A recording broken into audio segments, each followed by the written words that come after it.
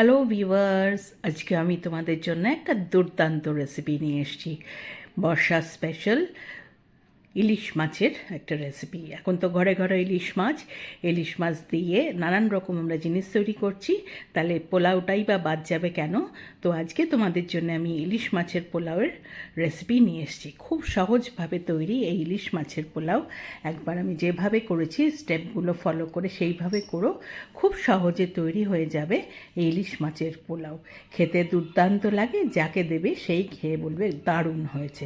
চলো শুরু করি। তার জন্য আমি দুটো ইলিশ মাছ ভালো করে ধুয়ে বেছে আমি নুন হলুদ মাখিয়ে রেখেছি। আমি 1 কাপ চাল নিয়েছি, নিয়ে সেটাকেও ধুয়ে জল ঝরিয়ে আমি রেখেছি।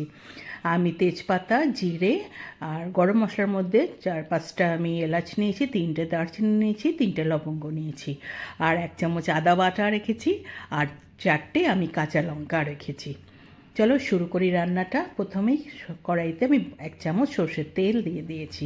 তেলটা ভালো করে গরম হলে তার মধ্যে মাছগুলো দিয়ে ভালো করে আমাকে ভেজে নিতে হবে। যেহেতু মাছগুলো পরে রান্নায় ইউজ করব, মাছগুলো যাতে নাড়াচাড়া করতে গিয়ে ভেঙে না যায়, তাই সেরকম করে ভাজতে হবে, বেশ সুন্দরভাবে ভালো করে ভাজতে হবে। কম ভাজলে কিন্তু এগুলো ভেঙে যেতে পারে, সেই জন্যে সুন্দর করে মাছগুলো ভেজে নিতে হবে। দেখো আমার ভাজা হয়ে গেছে, মাছগুলোকে আমি তুলে নিলাম। এবার এই তেলেই কিন্তু রান্নাটা হবে। তার মধ্যে শুধু 1 চামচ আমি ঘি দিয়ে দেবো। আমার চামচটা ছোটো, তাই আমি দুবারে দিলাম। এই ঘিটা তেলের মধ্যে ভালো করে মিশিয়ে নিতে হবে। সুন্দরভাবে ঘিটা মিশে গেলে তার মধ্যে ফোড়নের জন্য যা যা রেখেছি, তেজপাতা, জিরে আর গরম মশলা সব দিয়ে দিলাম। একটু ভাজা হলে, গরম মশলার গন্ধ বেরোলে তার মধ্যে আমি আদা বাটাটা দিয়ে দিলাম। আদা বাটাটা দিয়েও একটু ভেজে নিলাম। কাঁচা গন্ধ চলে গেলে তার মধ্যে এবার যে চালটা আমি রেখেছিলাম সেই চালটা দিয়ে দেবো। চালটা দিয়ে ভালো করে মিশিয়ে নিতে হবে। এই গরম মশলা, তেল, ঘির মধ্যে দিয়ে ভাজতে হবে।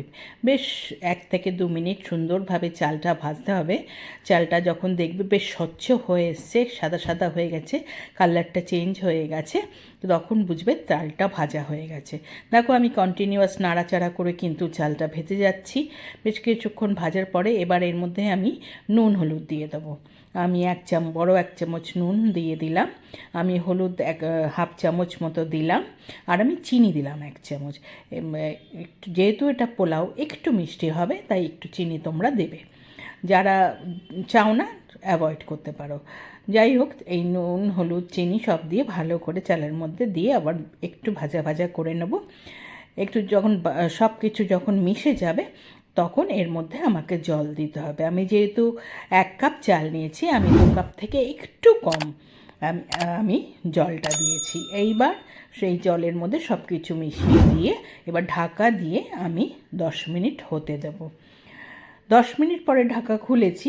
দেখো চালটা পুরো ভাতটা কিন্তু হয়ে এসছে, জলটা টেনে নিয়েছে, তাও এখনও কিন্তু অনেক জল আছে, অর্ধেক সেদ্ধ হয়েছে।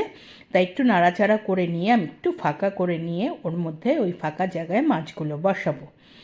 দেখো মাছগুলো আমি ওই ফাঁকা জায়গায় দিয়ে দিলাম। এবার মাছগুলো দিয়ে এবার যে কাঁচা লঙ্কাগুলো রেখেছিলাম সেইগুলোও আমি দিয়ে দেবো। 4টে কাঁচা লঙ্কা এই সময় দিয়ে দিতে হবে। দিয়ে এইবার এই সমস্ত কিছু আমি ভাতগুলো দিয়ে ঢেকে দেবো। সুন্দরভাবে মাছগুলো তলায় চলে যাবে, তার উপরে ভাত দিয়ে আমাকে ঢেকে দিতে হবে। দেখো আমি সুন্দর চারিদিক দিয়ে কীরকম ভাতগুলো তুলে নিয়ে এর মধ্যে ঢাকা দিয়ে দিচ্ছি। ঠিক এইভাবে তোমরাও ঢাকা দিয়ে দেবে। দিয়ে যখন দেখবে দেওয়া হয়ে গেছে সমস্ত কিছু, এবার আবার ঢাকা দিয়ে আমি 10 মিনিট মতো রাখবো। গ্যাস একদম এবার মিডিয়াম থেকে একদম স্লো থাকবে। 10 মিনিট পরে ঢাকা খুলেছি, দেখো আমার সমস্ত জল শুকিয়ে গেছে, আমার পোলাও কিন্তু একদম রেডি হয়ে গেছে। আমি পুরো সব কিছু একসাথে একটু নাড়াচাড়া করে নিলাম। এই নাড়াচাড়া করতে হবে বলেই মাছটা একটু ভালো করে ভাজতে হবে। দেখো সুন্দরভাবে আমি কিন্তু নাড়াচাড়া করে নিলাম। এইবার আমি তোমাদের একটা ভাতটা নিয়ে দেখিয়ে দিচ্ছি। দেখো কি সুন্দর সেদ্ধ হয়েছে আর ঝরঝরেও হয়েছে।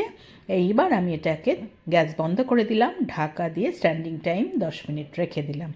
10 মিনিট পরে ঢাকা খুলেছি, আমার এই ইলিশ পোলাও কিন্তু একদম রেডি টু সার্ভ হয়ে গেছে। একদম দেখো আমি তোমাদের দেখিয়ে দিচ্ছি কতটা ঝরঝরে হয়েছে। এবার আমি একটা প্লেটে সার্ভ করে দেখাচ্ছি।